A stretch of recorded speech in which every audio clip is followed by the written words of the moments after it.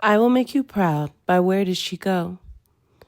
Read to you by Hummingbird Audio. Trigger warning. This fic includes talk of suicide, talk of abuse, and potential sexual content. Please read with care. Hi, good morning, guys. Before we start, I just wanted to apologize. I finally realized what someone was trying to explain to me in a comment. So the way I have these labeled, I thought chapter 14 was just chapter 14, part 1, part 2 was the Narcissa chapter.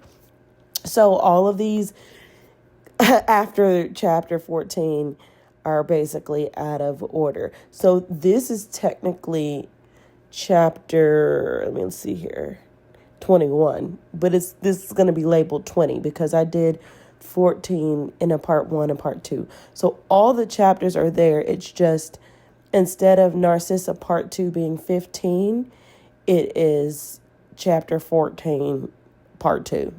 So I apologize. Apologize to Where Does She Go? My bad. So this is going to be labeled as chapter 21. Sorry, 20 of the general. Okay. So just in case there was confusion there. All right. Have a good day. Oh, and one more thing. I'm sorry. I have my heater on, so you may hear it changing in the background. I'm sorry, guys. It can't be helped. It's 6 degrees here right now. So I gotta stay warm while I read this. All right. Chapter 20, The General. Hermione, February 1994. Hermione fell down into the memory and felt her body revolt as she returned to being 25. She stood for a second before her thin limbs collapsed inwards, and she fell hard onto the ground, her head hitting the tiled floor with a crack. She cried out, bringing her hands up to the side of her head, feeling for blood. She found none. There was a tender lump where her skull had connected with the tile. The pain in her head, though, was nothing compared to the pain in her heart. Squeezed her eyes shut at the thought of Draco's face, his blue lips, his blank stare. At the fact that he'd sacrificed himself for her, again. She pushed herself up to sit for a moment, shaking, unable to make her legs work. What if Yaxley had gotten to her? What would her life have been? She would have been used and abused by Death Eaters, passed around with no blonde-haired broken hero there to save her. Draco had told her. He'd warned her. She'd been so sure that she could change things for him, make things better, just by the mere fact that she loved him so much and by her presence. Like she alone was enough to save him. She thought back to his words. I'm meant for this life. I've been bred for it, trained for it. I'm not surprised that I killed myself. I'm just shocked I even lasted that long. You shouldn't have done this. You should have carried on as you were, far away from me. He tried to tell her, and she hadn't listened. You've made it so that it was all for nothing, Granger. What if it all goes wrong this time, and I fail? What if something happens to you? At least before, I'd have died happy because you were happy. Had he died happy this time? She thought. No, he died protecting her, terrified and desperate. She'd done that to him. She thought of Harry. He'd come looking for her. He'd seen the Death Eaters' names. He'd known the danger he was walking into, and he'd come anyway. He'd die for his bravery, too. She was a Black Widow, Hermione thought, bringing them both to the astronomy tower and leaving them staring glassy-eyed at the sky. It was too much. Hermione leaned over and vomited on the floor of the room she found herself in. When she was finally able to open her eyes again without seeing the dead boys, she blinked and looked around her. She wasn't 17 anymore, and neither were Draco and Harry. They were all still alive. It was 1994. Draco was 13. They all were. He had not yet taken the mark. There was still hope for him. The thought bloomed in her chest. She had to get him away from his father, from his family. She sat on the floor of the room she was in and wrapped her hands around her knees as she thought carefully of the timeline of Draco's memories. She couldn't afford to make any mistakes this time. The memory was shorter, only lasting a few hours, not the full day she had last time. She had to do what she needed to do quickly. She looked down at her body, shocked to see it after spending the day in her curvy 17-year-old self, full of health and energy. Eventually, she was strong enough to stand. She wobbled slightly, but after a second or two, she was stable enough to walk. She looked at her backpack laying on the ground, the contents of it strewn across the floor. She tucked the vials back inside. She thanked Merlin for the strength of magical glass. Used a quick reducto to shrink it down and slipped the bag into her pocket. Hermione passed through the bathroom door, and her heart felt like it was going to burst as she immediately became aware of a scent in the air. A sweet, burnt caramel aroma, apples, fire. Her eyes immediately went to the person sat in the center of the room. A blonde head, still in the style he used to wear, sleek and shiny. He looked so young. The angle of his jaw not yet sharp, his shoulders not so broad. His arm was in a sling. He was grimacing slightly as he moved over for Blaise to join him on the Slytherin common room couch. He sat between Blaise and Theo, who were asking him about the hippogriff. He gave short, one-word answers. "Your father's coming to Hogwarts today, then, Malfoy?" Blaise asked. "To make sure the job is done on the big chicken?" The corner of Malfoy's mouth twerked up, but he didn't look like he found it particularly funny. "Yes, he's coming for a meeting with Dumbledore. He wants to make sure everyone knows he won't put up with anyone hurting his precious son." The sarcasm dripped from his voice. Blaise seemed utterly unaware of it, but Theo gave him a sidelong glance. "Malfoy, are you going to help us with this charms work then, mate?" Blaise asked. "I swear McGonagall hates me." Hermione smiled. Blaise and McGonagall had a great relationship now. He watched Draco kneel next to Blaise at the small coffee table in the center of the room and explain spells to him patiently and confidently, demonstrating each charm with ease. Theo scribbled notes on parchment balanced on his knee as Draco spoke. Draco looked horrified as he looked down at Theo's scribbled work. His own was recorded in his neat cursive script, immaculately present in the leather-bound notebook. She watched as they dressed in their winter robes and left the common room. All around them was talk of Buckbeak's imminent execution. As Draco walked, Slytherins were clambering, calling his name, congratulating him, and telling him that Buckbeak deserved it. Hermione didn't see him respond. She watched as he agreed to go and watch the execution from the hilltop, observing the instant, arrogant swagger he affected. The change in him was startling. He stood with Goyle and Theodore Nott, looking down at Hagrid's cottage. Draco didn't look glad. He looked angry. His face was pale, his eyes hard, his jaw was clenched as he looked down. She saw him then, in the memory. Herself, Harry, and Ron heading down the hill towards him. He had seen them coming. Her heart jumped to see Harry at her side, his green eyes dancing with life, his cheeks pink with the cold, as he strutted down the hill the way that only Harry could. It was time. She moved towards the angry, striding version of herself. In that second, before she slipped inside, she was eye to eye with 13-year-old Hermione. She could see the rage in her own eyes. She walked directly into herself, feeling that warm bath sensation, her heart shuddering, and suddenly she felt dizzy as her vision flipped 180 degrees, and now she was looking down the hill, walking straight towards Draco. She reminded herself that she hated him. She'd come to slap him, not wrap her arms around him and cry and tell him she loved him and how sorry she was. Not yet. Draco's eyes lit up as he saw her coming. He was in full arsehole Malfoy mode. "Ha! Come to see the show," he goaded. She made herself scream at him, call him all the horrible words she thought she would have at that age, remembering that 13-year-old Hermione didn't swear. She forced venom into her voice, watching his eyes darken as she hissed into his face. She moved close to him so that their eyes met. "Draco, it's me," she wanted to say. She wanted to wrap her arms around him, feel his arms around her. She could hug him tight, she thought.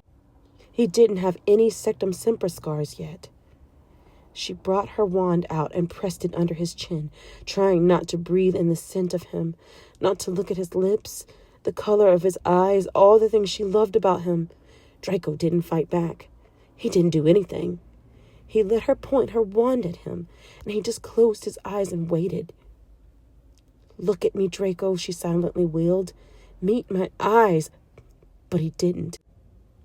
"Hermione, leave him. He's not worth it," Ron said at her side. She looked at Ron, and her heart squeezed. 13-year-old Ron had been so sweet. Harry moved to the other side, and Hermione knew what she needed to do now. She didn't want to do it, but she needed to get Draco into that bathroom. She brought her hand back, and she watched Draco's eyes widen as her hand came forward and connected with his skin with a hard thwack. He didn't drop her eyes. His gray ones burned into hers, and she saw the pain bloom there. But this was nothing for Draco. As he'd told her, he was an expert. She felt the soft skin of his young face under her palm, and she wanted to cry as she thought about the last time she had touched his face. The older version of Draco kissing her, both of them full of passion, then later as he lay dead in her arms. This had to work. She felt a sob rise in her throat. Draco's eyes narrowed. Then he dropped his gaze as she allowed Harry and Ron to pull her away whilst Draco turned from his friends and headed in the opposite direction. She remembered the smile he had on his face. Hermione followed Harry and Ron back into the castle, listening to them tell her how he deserved it, how he was a pompous arsehole, a suck-up, a daddy's boy. She closed her eyes briefly. She waited a minute or two. Then she made an excuse and hurried down the hall to the boys' bathroom. She needed to get in before he locked the door. She tiptoed in. Draco was in the stall. She could see his feet as he stood. She pictured his hands on his cheeks, his smile strange. Hermione barely had time to duck before suddenly the toilet cubicle exploded outwards, the noise deafening, showering her with debris. The main toilet door slammed shut, the door shuddering in the frame with the force. Draco hadn't noticed her huddled with her hands over her head near the door. He cast his eyes now to each sink, and they shattered one by one. Porcelain flew up in shards. The taps exploded. Water shot several feet into the air, soaking him. His hair was plastered to his face, dripping into his eyes. His robes were stuck to him. He turned his head, hands darting forward. Every mirror cracked, exploding violently, showered down on him, but he didn't seem to notice. Everywhere Draco looked, there was more destruction. He stood in the middle, a 13-year-old boy, his eyes blank with rage, and he screamed as he destroyed the bathroom. Hermione was terrified. She hadn't known how scary it would be, how much she would feel his power vibrate around her.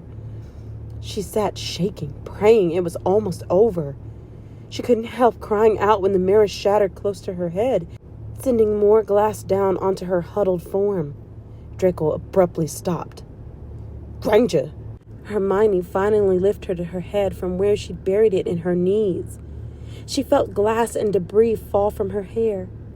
She turned to look at him. "Draco?" He looked horrified. Once again, he was caught by her. He was frozen in place, the same rabbit in the headlights. She saw the minute he decided to bluster it out. Come to apologize, have you? He spat. Well, don't bother. As you can see, I can destroy you and your little friends if I so choose. I'm doing you a favor not killing you here and now. He stalked towards her. She saw the mask he tried to keep up. He stopped in front of her. She looked at his shiny black shoes, his black trousers, the hem of his slithering robes. He frowned as he looked down at her. What the hell are you doing on the floor of the boys' bathroom, Granger? He asked. As she looked up, Hermione thought she knew what Draco sometimes felt when he had a panic attack. This was all too much, so soon after watching him die. She was so overwhelmed with love for him, but she was scared of him, and she was scared of killing him again. Granger. He sounded uncomfortable now, made unsure by her silence. He sighed. Are you okay? She could finally look up at him, hearing a touch of the Draco she knew in his voice. She brought her eyes up and then looked at each other. She knew that in this memory he was already doing all he could to protect her from his father.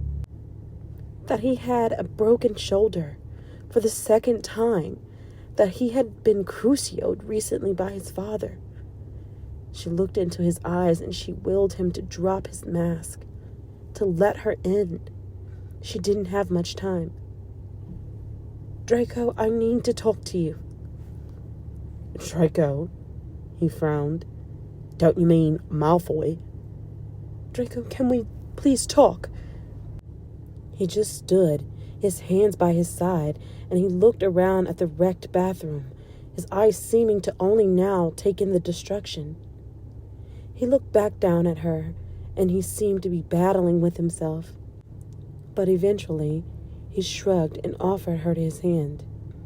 She looked at his long fingers, his ring firmly in place, and she took the extended hand and let him pull her up like she was weightless. You're making me feel weird, Granger, he said. Why aren't you saying anything? Hermione took a deep breath. Draco Malfoy, I need to tell you something. And you're not going to want to listen to me, but I've got to tell you anyway. He didn't say anything, and she remembered that despite what he showed her, he was still her Draco underneath. Of course he'd listen. I know about your life with your father. He opened his mouth, his face instantly a bright scarlet red. Stop. Don't say anything. Just let me explain. He stopped speaking. His face flamed. He looked absolutely horrified. I know about everything you've done for me, Draco. About how hard you've been fighting to keep me safe from the Death Eaters. I can't thank you enough. Draco didn't respond. He looked as though he was trying desperately to think of something he could say. I know it's really hard for you to talk about your family, but I know, Draco, what you've been through. Please don't deny it. We don't have time. Please don't feel ashamed or like you've got to hide it from me. He opened his mouth again, but she cut him off. I need to tell you that before you say anything. Please don't ever feel ashamed. It's not your fault. What he's done to you, it never has been. Draco began backing away from her. His eyes were shining. He got ghostly pale. What the fuck is this? Draco, listen to me, please. Keeping your father's abuse a secret isn't right. I know the way you act in school. It's not you. It's the way you want us all to see you. This awful, spiteful bully. But that's not going to work on me anymore. I know that none of it is true. That's not who you are. Draco moved away further. He turned from her as if he was going to bolt from the bathroom. But he didn't. Instead, he put his forehead to the wall, his hands fisted above his head, and he squeezed his eyes shut. Her words were hurting him. But she knew she had to carry on. Granger, I need you to stop, he said. His jaw was clenched tight. She could see he was trembling slightly. I can't, Draco. You tried to hide it from everyone, but you're struggling. If you don't ask for help now, that's all you'll ever do. You'll die before you get past 25, alone. You won't get to experience the happiness you deserve. Why are you doing this? He said, face still turned to the wall. His voice was anguished. Is this a game you and Potter dreamed up? Because it's not funny. My life isn't a joke. She stood up then on her wobbly legs and went towards him. He didn't turn to her, but she saw him tense. She gently prized him away from the wall. He met her eyes, and the pain there took Hermione's breath away. It's not a joke, Draco. You won't believe me, but I need you to know I care about you a lot. He scoffed, and his eyes began shining again. She felt tears spring into her own. Don't say shit like that, Granger. It's cruel. Draco, look at me. Please. I mean it. She held onto his forearms to keep him in place, then let go and brought one hand up to gently clasp his chin in her fingers and bring his face to hers, forcing him to give her eye contact. I've done something. A spell. I've used some very dark magic. It's shown me what's coming. I need you to listen to me. I know it sounds unbelievable, but I promise you I'm telling you the truth. Oh, Granger, please stop. This is ridiculous. I don't know what the fuck you're trying to do, but it's not going to work. Hermione could sense she was losing him. He was beginning to look edgy, glancing at the door. What can I say to make you believe me? Hermione needed to make him listen. They didn't have long before Theo would walk in. I know that your shoulder was broken before Buckbeak kicked you. I know that you have a picture of foul-mouthed falcons above your bed, and that your favorite house elf is called Muddles. She was getting louder. She needed him to listen. Draco's eyes practically bulged out of his head. He couldn't finish. He was speechless. Draco, I know we haven't been friends at school. I know we've both been awful to each other, but I know more about you now. I know you aren't who I thought you were. I've seen the real you. I know what you do for people, that despite everything, you've got a good heart. You don't need to settle for this life, Draco. Please let me help you. She saw a small flash of hope spark in his eyes. He stilled, his fists bunched at his sides. I want to save you from your father, from Voldemort, from yourself. Please, Draco, will you come with me and tell Dumbledore what's going on? Just tell someone so you aren't alone. He began shaking his head. You need to stop, Granger. My life is perfectly fine. You need to leave. I don't want to do this. Hermione looked at him. There was no anger there. He just looked tired. She had to keep trying. Draco, you can do this. You don't have to suffer in silence. You can escape from it. Please, just listen to me. She was practically begging him. She didn't know how to get through to him. He seemed to teeter on the precipice for a moment. She knew he wanted to believe her. He looked at Hermione, and the agony on his young face was too much. She stepped quickly towards him and wrapped her arms around him. Draco tensed for a moment, and she thought he might push her away. But then he sagged against her, the years of holding himself up suddenly seeming to be too much. He brought his arms up around her now, too. She could feel him trembling slightly. He was hesitant. He didn't trust her, even though she could feel that he wanted to. Granger, is this real? He looked at her, and there was fear in his eyes, because I don't think I'll survive it if it's not. His words sent a jolt through her. He He'd said them before. Will you do it? I'll be there with you. Nothing needs to happen today. We just need to speak with Dumbledore to see what can be done. Draco looked doubtful, but when she stepped up to her tippy toes and gently planted a soft kiss on his lips, he wavered. He looked into her eyes, holding her gaze with a burning intensity, and she felt like he was begging her without words not to let him down. I'm worried, Granger. You don't know my father. He's not a good guy. He laughed ruefully. You don't realize how dangerous he is. Draco, Dumbledore is a powerful wizard. He'd keep you safe. He won't let your father hurt you. You've got to tell people. No one can help you if they don't know what's happening. Draco put a hand up to fist anxiously through his hair, turning from her and pacing. We don't have to do anything else today. Just tell him. Nothing else. Just what you're comfortable with. I just want you to tell an adult, Draco. He seemed to come to a decision finally. Okay, I'll come. You will? Draco smiled. It was a sad smile, resigned. I'd probably do anything you asked me to do, Granger. Hermione's heart felt like it might burst. He'd agreed. He was going to let her help. She could have cried with relief.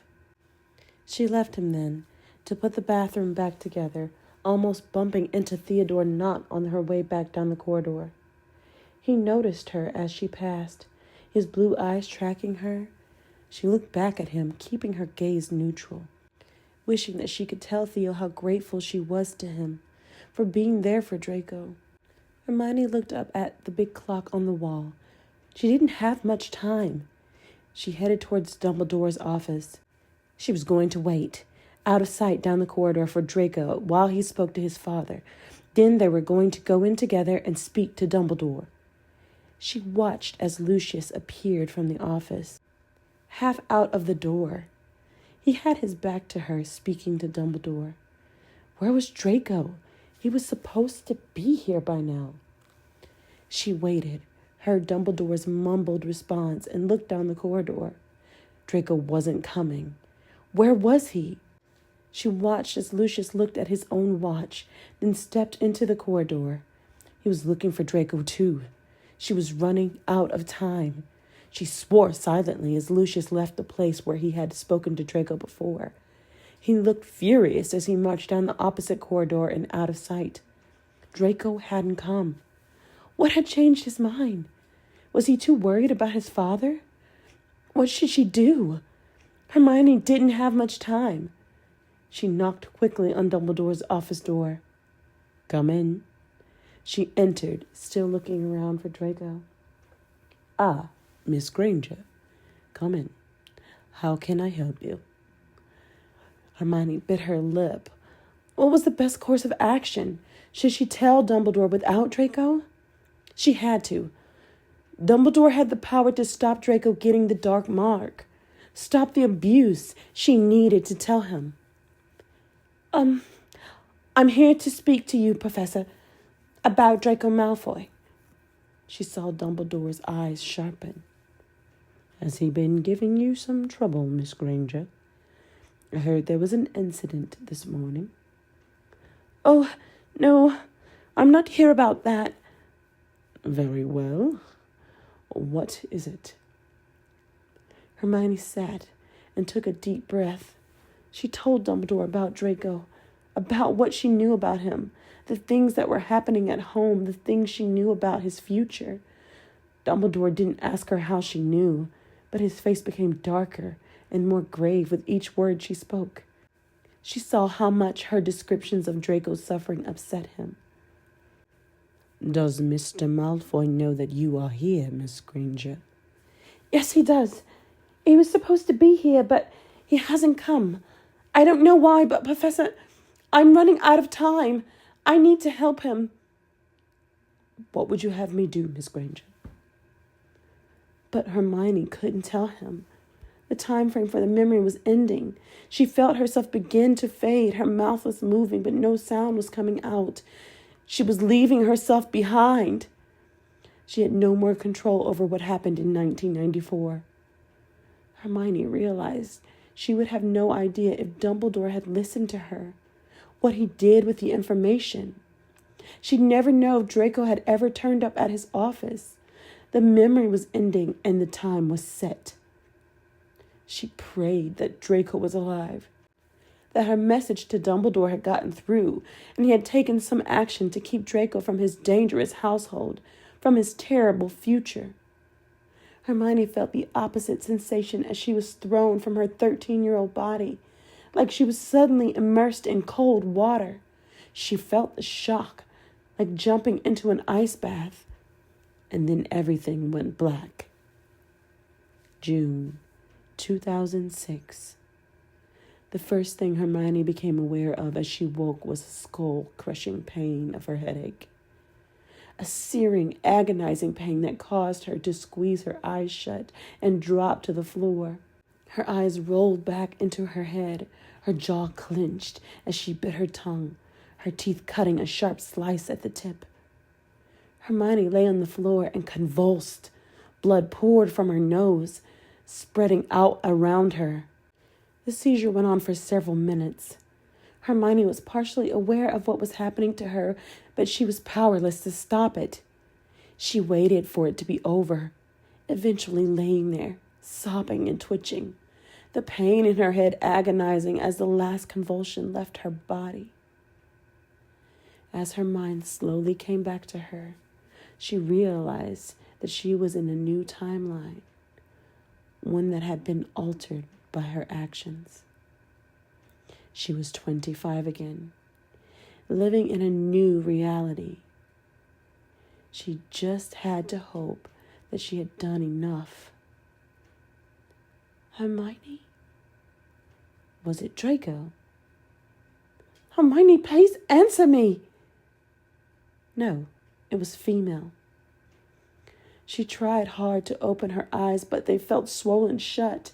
She forced them open. At least she thought they were open. It was dark, pitch black. Where was she? The voice came again. Hermione! Ginny. She finally recognized her voice. Why had it taken her so long? She was disoriented from the memory, the darkness. She struggled to sit up. Ginny?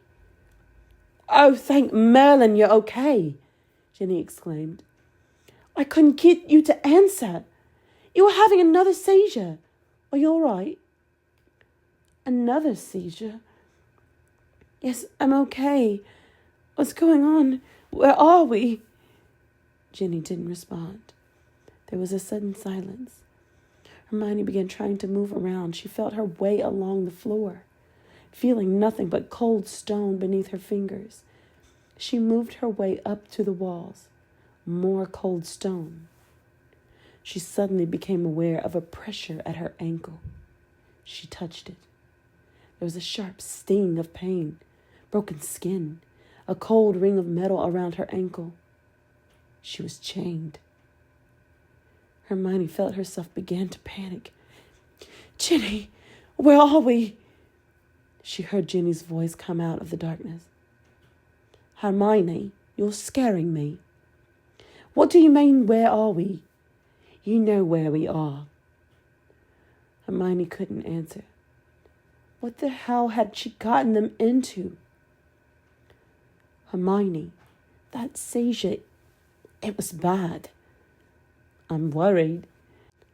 Maybe you need to ask the guards for help. Ginny coughed. It was a wet sound. Hermione thought from the damp. They were in a cell, she realized. She and Ginny chained by their ankles. Hermione felt her chest contract with fear.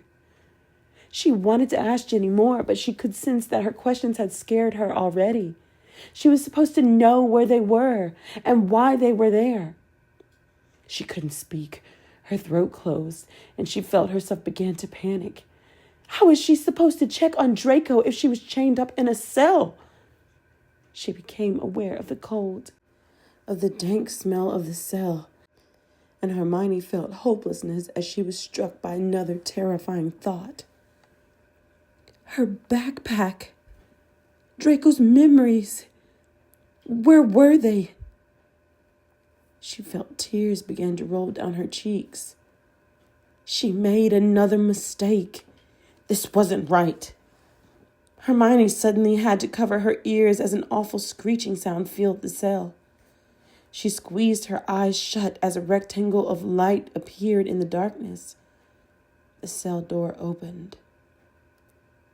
She squinted up at the person opening the door.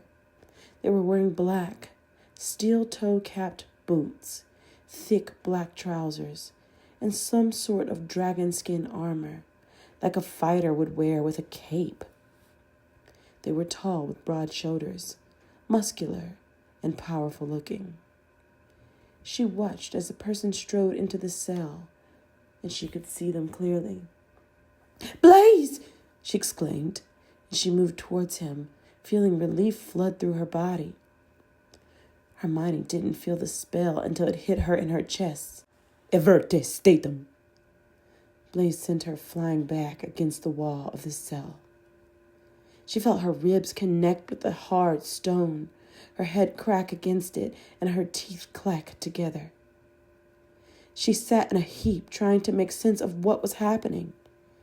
With the door open, she could make out Ginny, thin and dirty, cringing against the far wall of the cell, a red raw ring around her ankle where she was shackled. She was wearing nothing but dirty gray-colored robes, her red hair lank about her face. There was no light in Ginny's eyes at all. She looked absolutely terrified of Blaise. Hermione looked up as Blaise stalked towards her. His kind brown eyes were nowhere to be seen. Instead, they were cold, unblinking. His jaw was set, a spiteful, thin-lipped expression on his face. Hermione could barely look at him. This couldn't be Blaise. It couldn't be her best friend, the non-stop talking, warm-hugging, chocolate pastry enthusiast. It simply couldn't. The man walking towards her looked stiff, his face cruel, like he'd never hugged anyone in his life. Blaise crouched down next to her, his voice low and dangerous. "Who the fuck do you think you are, mudblood?" he said. "To think you can address me, let alone call me by my first name?" Hermione tried to meet his eye, but she was too scared. She could never imagine her best friend acting this way. It made her feel dizzy, like she might vomit. Blaise looked at her, his lip curled in disgust. "You're covered in blood again, Granger. Haven't I told you to stop that? It's disgusting. Now get up. The Dark Lord wants to see you." Blaise hauled Hermione up by her arm. She could see that she was also wearing the same dirty gray robes as Ginny. Blaise aimed his wand at her shackles, and she felt the relief of it coming away from her skin, the sharp bite of it gone temporarily. He yanked her firmly by the arm and began dragging her down a dank, gloomy hallway. There were cells either side. She tried to get a glimpse inside. Everyone was shackled, laying or sitting on the floor, the same gray robes. Hermione almost cried out when she recognized Dean Thomas in one cell, George Weasley in another, rocking slowly back and forth. Blaise yanked her harder as she paused, trying to meet George's eye. Hermione was suddenly overcome with an awful feeling, a true sensation of utter sorrow. Her vision filled with Draco's face, rotating between the sight of him hanging purple and bloated in the Hog's Head, interspersed with images of him diving in front of her at Hogwarts, his silver eyes losing their light, his lips blue-tinged. She began to shiver, a bone-deep cold taking over her. It took her a minute to realize there were Dementors at the end of the hallway, blocking the exit. In that moment, Hermione understood with horrifying clarity where she was. She was in Azkaban. She stumbled as Blaise pulled her, the hopelessness of her situation fully hitting her. She looked at him out of the corner of her eye, taking in his features, usually so comfortable and familiar with her. His face was now so alien, set in its immovable, stony grimace. Eventually he stopped.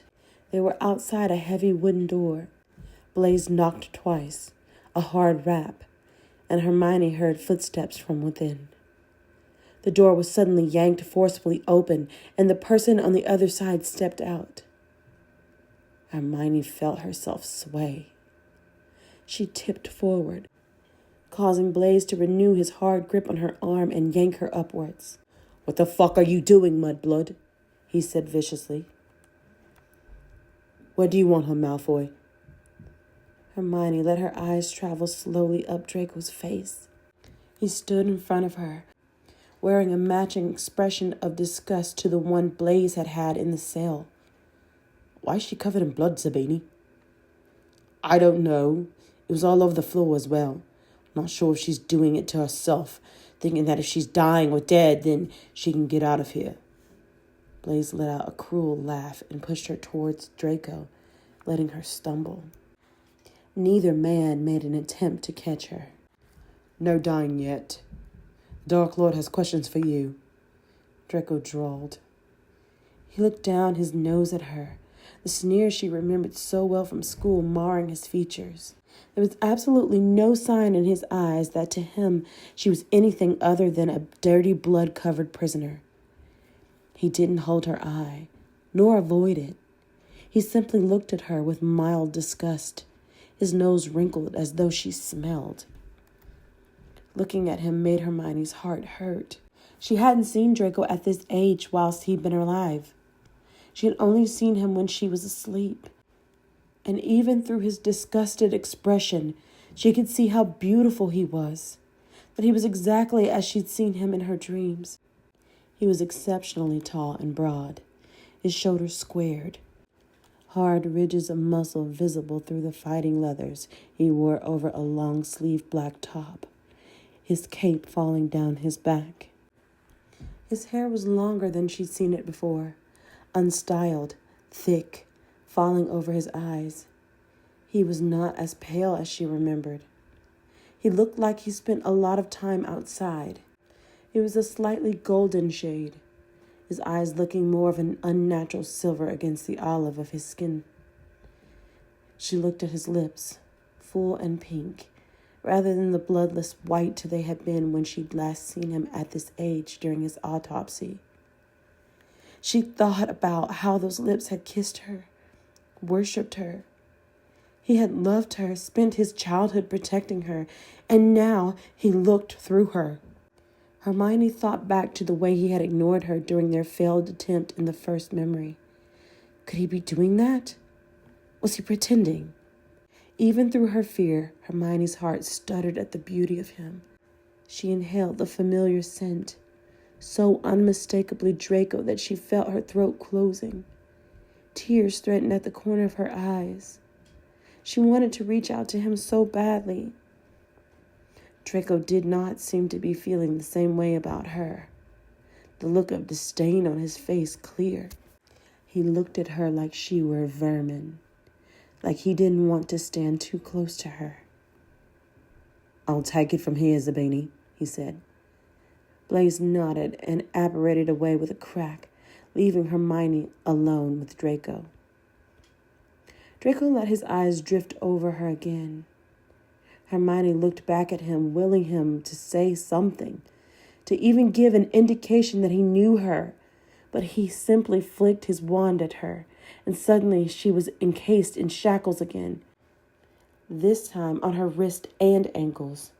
She cried out as they whipped around her, the metal links hitting her ankle bones, then closing, cold and biting against her skin. He didn't even look at her, just used his wand to drag her forward as he opened the door to her room. It appeared to be an office, the brass plate on the door labeled as Warden. "Move." Draco pushed her violently into the room, stalking behind her and crowding her. He pushed her again as she stopped, until she fell forward, her knees cracking painfully onto the tiles. "I've got the one you wanted, Father. Sabini thinks it's her, Potter's mudblood. She was brought in by the Snatchers yesterday," he said, leaving Hermione on the ground and walking over to where Lucius Malfoy stood, next to a large oak desk, flanked by several Death Eaters, their masks pushed off their faces. Lucius looked at Hermione, a matching look of disdain on his face. He prowled slowly towards her, his mouth turned down in disgust.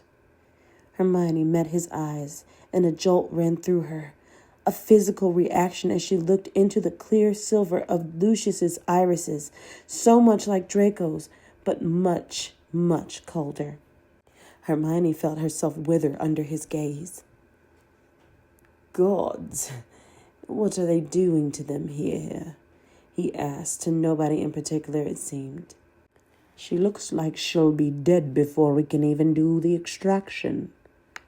Are you sure this is her? Hermione Granger. She doesn't look like I remember her." She shuddered as Lucius picked up a strand of her limp hair between his fingers, inspecting it, then dropping it, wrinkling his nose and taking out a black silk handkerchief from his pocket and wiping his fingers on it. "What do you think, Draco?" Lucius asked, a cruel smile on his face. He lifted his eyebrows expectantly.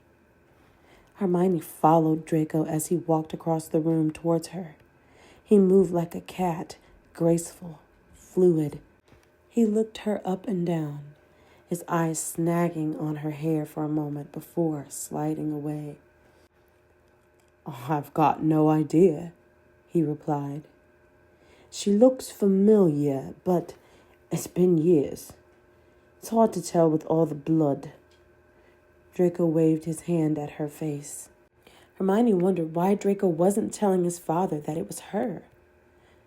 He was pretending to not recognize her. She saw Lucius smile again, a smug smile. A nervous-looking John Dawlish hovered nearby, cringing into the corner. Lucius looked to him now. "Dawlish, can you confirm 100% that this prisoner is Hermione Granger?" "No one seems to be able to provide me with her records." Dawlish looked at Hermione. His eyes were terrified. "Yes, Lord Malfoy," he stuttered. "That is definitely her." "I hope for your sake that you aren't mistaken, Warden.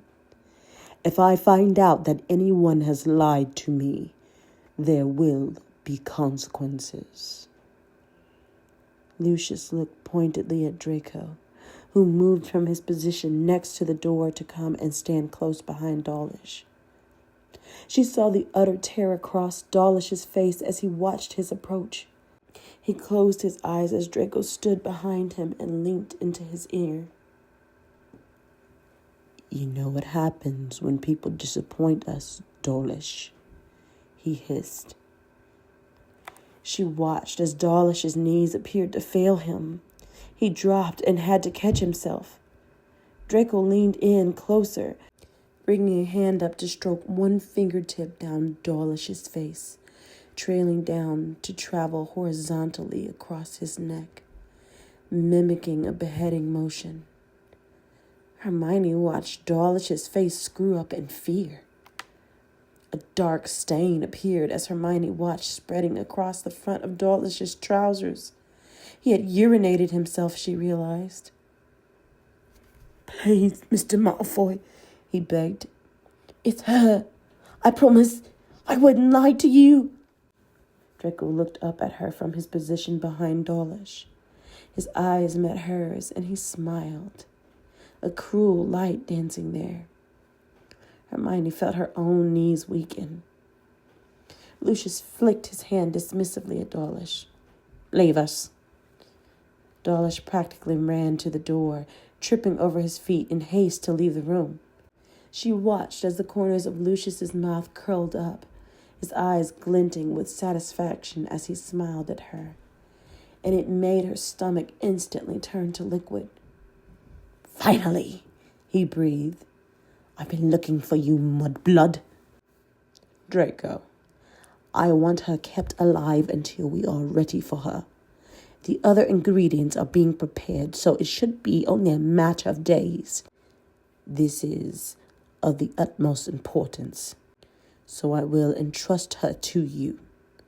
Be sure to let the guards know that if anything should happen to her between now and then, it's you they will have to answer to." Draco smiled back at his father and nodded his head deferentially.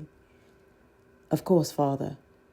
I'll have her moved to an isolation cell," Draco replied. "Good. You may take her," Lucius said. "I'll see you back at the manor later for a debrief. Your mother is expecting to see you, Draco." Draco nodded but didn't reply. He turned his cold, flat eyes to her and motioned for her to leave the room. He walked behind her as he corralled her down the corridor back towards her cell, the chains on her ankles dragging, biting painfully into her skin.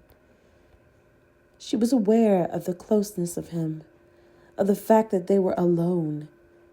This was her only chance. She stopped walking. Draco put out a hand and shoved her hard. "No one said you could stop, mudblood," he said. Hermione took a deep breath and turned around. "Draco, please!" She saw his eyes widen. The anger flashed across them before she was suddenly slammed against the wall. The air left her body in a rush. She saw stars. Draco grabbed a hold of her face roughly, tilting her chin up. His own face was inches from hers, his eyes staring so that she could see the flecks of color in them. But they weren't the eyes she knew. They were cold, hate-filled. There was no sign of her Draco in them at all. He loomed over her, his large body pressing her into the stone, his fingers digging painfully into her chin, his other palm flat against the wall. "You dare address me, mudblood?" he snarled. "If my father hadn't ordered me to specifically keep you alive, they would be mopping your blood off this floor as we speak. You do not ever address me. Do you understand?" Hermione felt a sob rise in her throat. She couldn't answer him, just nodded, unable to tear her eyes away from his. She suddenly felt a sensation begin creeping over her, a sensation of not being able to breathe. It was like tendrils snaking their way up her body to wrap around her throat. She instantly began to panic, her chest expanding as she struggled to take a breath. The tendrils snaked tighter, constricting her windpipe. Her eyes grew wide as she fought to breathe. Her chest heaved against his. She scrabbled, trying to bring her own hands up to her neck, but the chains didn't let her move her hands high enough. There was nothing to grab. Draco didn't let go of her. He watched her struggle, a sly smile appearing on his face. He was doing it, she realized. He was strangling her. He pushed his body closer to hers as she fought, pushing her harder against the wall. Hermione could feel her vision begin to white out. Draco didn't drop her gaze, even as her eyelids fluttered and she struggled to stay conscious. His smile widened, and he pressed harder against her, wedging a thigh between hers, his fingers on her face, tightened further, his nails digging into her skin. Hermione saw spots begin to dance across her vision. She felt herself beginning to float away from her body, and just before she finally slipped under, she felt the tendrils release her. She slumped onto the floor. Draco quickly stepped away, letting her fall, standing and looking down at her as she fought to stay conscious. She saw him bring a hand up to sweep the hair that had fallen into his eyes off of his face. For someone who is supposedly so intelligent, you don't learn very quickly, do you? He drawled, and in a flash, he was kneeling next to her. You are scum, he hissed. You are alive for one purpose. For what we can get from you, take from you. And once we've got it, you'll be useless. We'll throw you away like the trash that you are, mudblood. Hermione felt the tears track their way down her face. Don't you remember? She wanted to ask him. Don't you remember me, everything you did for me? But she didn't. She couldn't speak. They were alone. His father wasn't around. There was no need for him to keep up a pretense. This is who he was. He grabbed her arm and hauled her up off the floor, pushing her the final steps towards her cell. She barely registered him speaking to the guards, telling them to prepare her for an isolation cell, telling them of her importance, threatening them. The two guards snapped to attention, nodding and agreeing, sending her nervous glances. Of course, General Malfoy. What should we do if she has another seizure? If her nose starts to bleed again? Have me summoned immediately and get the Medi-Wizards here. We need her kept alive, just until my father can get what he needs from her. And hurry up with that isolation room. Draco waited while they unlocked the door and pushed her roughly into the cell. She ran towards Ginny, sobbing with relief and huddled next to her on the floor. Ginny's fingers came up to link with hers, gripping tightly between them. I have to return to the Meta, but I'll be back later, Draco said. He sent her a final disgusted glance. And clean her up. She's foul. The door slammed, and she heard his footsteps echoing away. Only then did Hermione let herself cry. She clung to Ginny as the huge racking sobs left her body, the terror and devastation ripping from her sore throat. Ginny said nothing, just soothed her hair and rubbed her back. Hermione could hear her own soft sobs. Hermione, Ginny sobbed, I'm so glad you're here. I couldn't believe it was actually you when they brought you in. Where have you been? Hermione didn't know where she had been. She didn't know how the new timeline worked. She could only remember her own memories, her first ones. What's happening, Ginny? She whispered. Why are we here? I think the seizures... I can't remember. Ginny was silent for a moment. Her grip on Hermione's fingers tightened. You really don't know, she whispered. No, please, Ginny. The seizures, they affect my memory. Please, just tell me. Oh, Hermione, Ginny cried. Hermione waited again as Ginny sobbed for a moment. Voldemort is dead, she said eventually. Killed by Lucius Malfoy so that he could take power. The Malfoy family, they run everything. The ministry, the prisons. Lucius ordered Hogwarts to be shut down. He hated it ever since, what happened with Dumbledore. He's taken it over and stated his own teachers, own curriculum, pure bloods only. Hermione listened, her eyes widening in horror. He's had anyone who doesn't like his way killed. Most of the Muggleborns or Half-Bloods are either dead or kept here, used for whatever sick thing he does with the people in the medical wing. His Death Eaters have killed most of the Order. I hear them speaking sometimes outside the cell. They go on raids, missions to take out anyone who goes against Lucius. We thought Voldemort was bad, but Lucius Malfoy is 1,000,000 times worse, Hermione. Him and his evil son. Draco, Hermione said. Draco? Ginny spat. Her hatred was palpable. Oh no, you can't remember that either? Hermione, it was a huge thing back then. Ginny's voice was filled with worry. Dumbledore went to the manor and basically accused Lucius of mistreating Draco, threatened to get the ministry involved or something. Lucius took Draco out of Hogwarts and had him homeschooled so that he could train him up. People say that he obliviated him, so he didn't remember anything about school.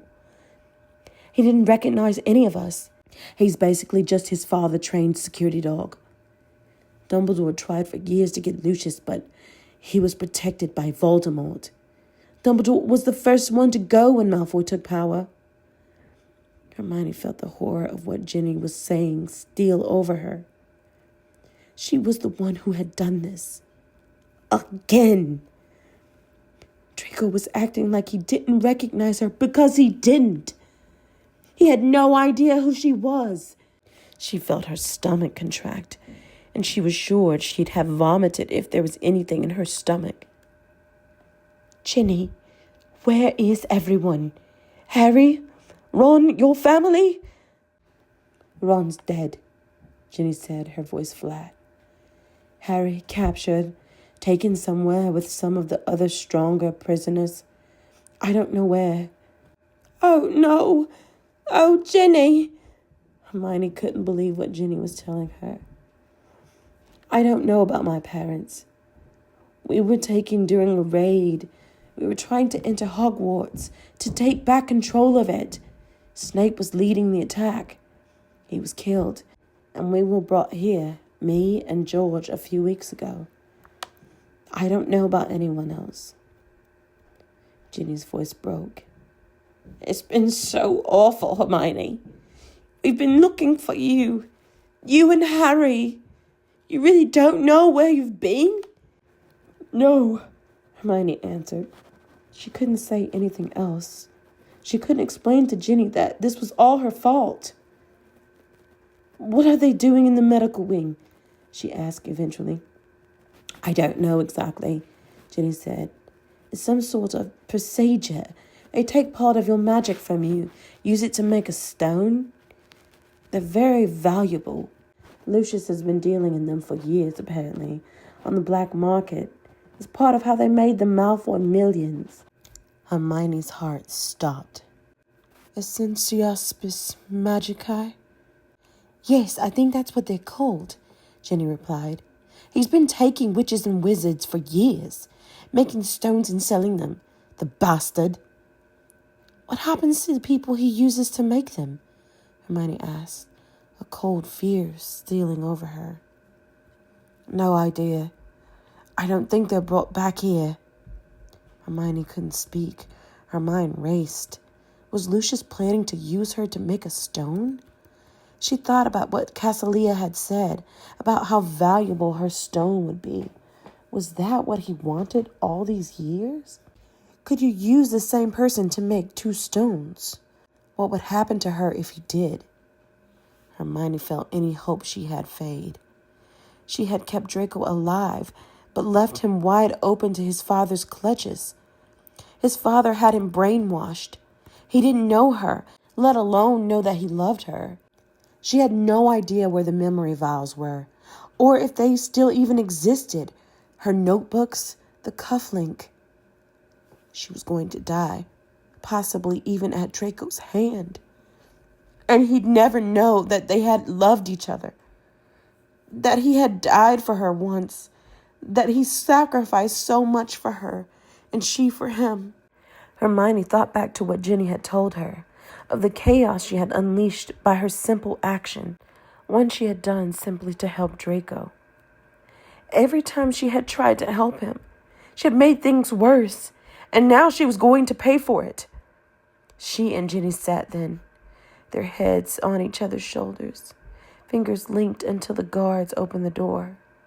One marched in, shining his wand into their faces.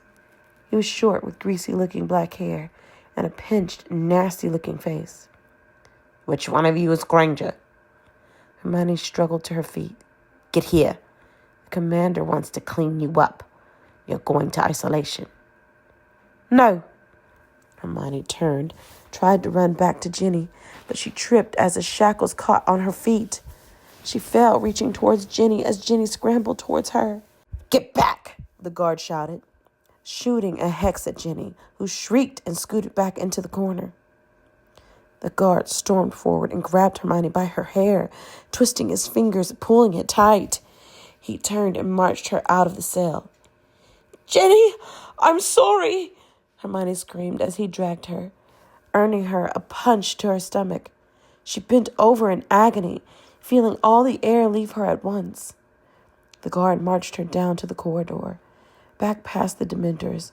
Hermione's feet dragged. She couldn't hold herself up. It was too much. He pushed her into a damp, brightly lit room.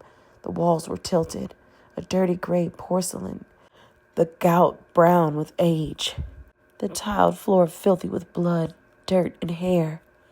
There were several shower heads mounted on the wall. "Strip," he commanded. "Oh, please, no," Hermione begged him. "Please don't." The guard raised his wand, stepping menacingly towards her. Hermione stepped back, almost slipping on the grime covering the floor. She sobbed quietly as she lifted her dirty robes and over her head. She wasn't wearing a bra, just a pair of thin cotton underwear. The guard watched her, licking his lips appreciatively. Hermione felt bile rise in her throat. "And those," he said, raking his eyes over her and smiling, a foul yellow-toothed smile. Hermione's hand trembled as she lowered her underwear. "Very nice," the guard said. Hermione cringed as he stepped closer. She could smell his body odor, his dirty black hair, the foul smell of the unwashed. She could feel herself beginning to sway again. She didn't know when she had last eaten or drunk anything. Her fingers began to tingle. "Let's get you clean first," he said. "Then we can have some fun over there." He pointed towards the showers. Hermione walked and stood underneath one of the rusty shower heads. She cried out as she was suddenly doused in freezing cold water that gushed from above. She heard the guard laugh. He threw her a grimy bar of soap. "Get yourself nice and clean, mudblood," he said. Hermione stood and trembled under the cold stream as she rubbed the soap over her body. She tried not to look at the guard, rubbing himself through his uniform as he watched her. She shook with a mixture of cold and fear until he eventually turned the faucet off with a flick of his wand. "Much better," he said.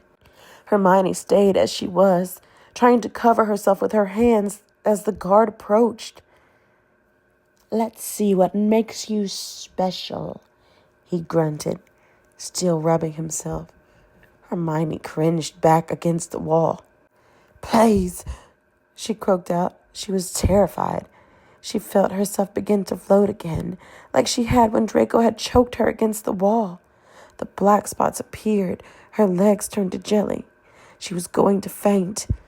The guard came closer. She could smell his breath now, foul and rotten as he breathed heavily, his beady brown eyes fixed on her chest. She should push him away, run, do something, but she couldn't. She was drifting away, up and out of her body, the fear making her sluggish. She saw his face loom next to hers. She slumped against the wall, cringing in on herself. Hermione didn't hear a spell. There was no flash of light. But the guard suddenly dropped down to the ground, limp. He was dead. Hermione struggled to stop herself dropping too. She was swimming, her consciousness trying hard to pull her down, away from what she was experiencing. She looked up towards the door, to the shape emerging there and moving towards her. She couldn't focus, couldn't breathe. The shape moved closer, and just before she lost consciousness, she realized who it was, looking down on her, silver eyes fixed on her face. Draco. Hermione gratefully fell down into the blackness.